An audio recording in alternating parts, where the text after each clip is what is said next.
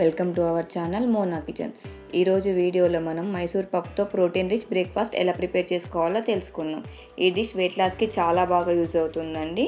So రండి చూద్దాం ఈ బ్రేక్ఫాస్ట్ ఎలా ప్రిపేర్ చేసుకోవాలో.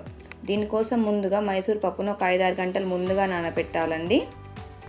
ఒకసారి పప్పును చేత్తో మెదిపి చూడండి.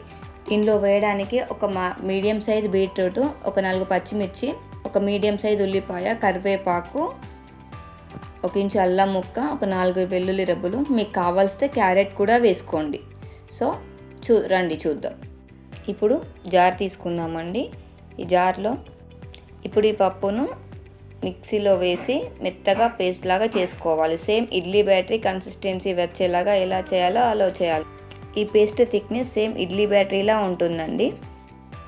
ఎర్రకంది పప్పును ప్రెగ్నెన్సీ లేడీస్ తీసుకుంటే చాలా బాగుంటుందండి. ఎందుకంటే ఇందులో మనకు కావాల్సిన ఒక 1 డే కావాల్సిన 50% ఫైబర్ అనేది ఈ ఎర్రకంది పప్పులో ఉంటుంది.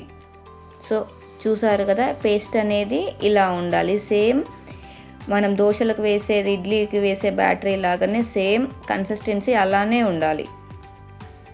ఒకవేళ థిక్గా ఉంటే కొంచెం వాటర్ యాడ్ చేసుకోండి. ఇప్పుడు ఈ పేస్ట్ని సర్వింగ్ బౌల్లోకి తీసుకుందాం. ఇందులో వంట సోడా అండ్ ఇంగువ యాడ్ చేయడం చూపించడం మర్చిపోయానండి. సో మీరు ఇందులో ఇంగువ అండ్ వంట సోడా కూడా యాడ్ చేసుకోండి. ఇప్పుడు ఈ పేస్ట్లో 1 కప్పు ఆనియన్స్ వేయండి. మొత్తం 1 కప్పు ఆనియన్స్ మొత్తం వేసేయండి. అండ్ బీట్రూట్స్ కూడా వేయండి. బీట్రూట్స్ మనకు ఐరన్ రిచ్ ఫుడ్ కాబట్టి చిన్నపిల్లలు అయిన చాలామంది కూడా బీట్రూట్ కాకుండా ఈ బీట్రూట్ ప్లేస్లో మనం క్యారెట్స్ కూడా వేసుకోవచ్చండి. పచ్చిమిర్చి, వెల్లుల్లి, ఈ వెల్లుల్లి నేను తురిమి వేసుకుంటున్నానండి. అలాగే అల్లం ముక్కను కూడా తురిమి వేసుకుంటున్నానండి, మిక్సీలో వేయలేదు. కరివేపాకు కూడా వేయాలండి. మీకు కావలిస్తే కొత్తిమీర కూడా యాడ్ చేసుకోవచ్చు. దీనిలో 1.5 table spoon salt, 1 table spoon ఉప్పు, 1/2 టేబుల్ స్పూన్ పసుపు వేసి మొత్తం ఒకసారి కలపాలండి.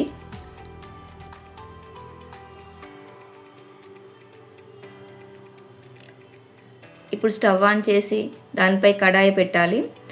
కడాయిలో 1 స్పూన్ నూనె వేయాలండి. వేసిన తర్వాత మొత్తం ఈ నూనెను కడాయి మొత్తం తిప్పాలి. ఎందుకంటే పేస్ట్ అనేది అడుగంటకుండా ఉండడానికి.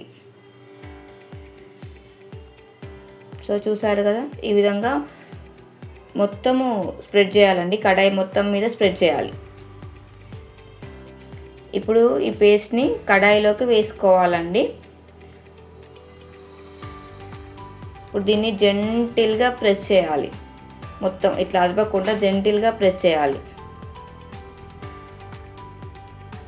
తర్వాత కడాయి పైన మూత పెట్టాలి. ఇప్పుడు ఒక 3 or 4 మినిట్స్ వెయిట్ చేయాలండి. చూసారు కదా, ఇలా అవుతుందండి. ఇప్పుడు ఈ రొట్టెని టర్న్ చేయాలి.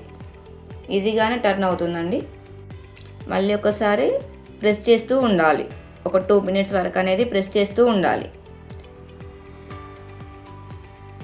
ఇప్పుడు చాక్తో కానీ అట్లాగాడతో కానీ మధ్యలోకి ఆఫ్ చేసుకోవాలి.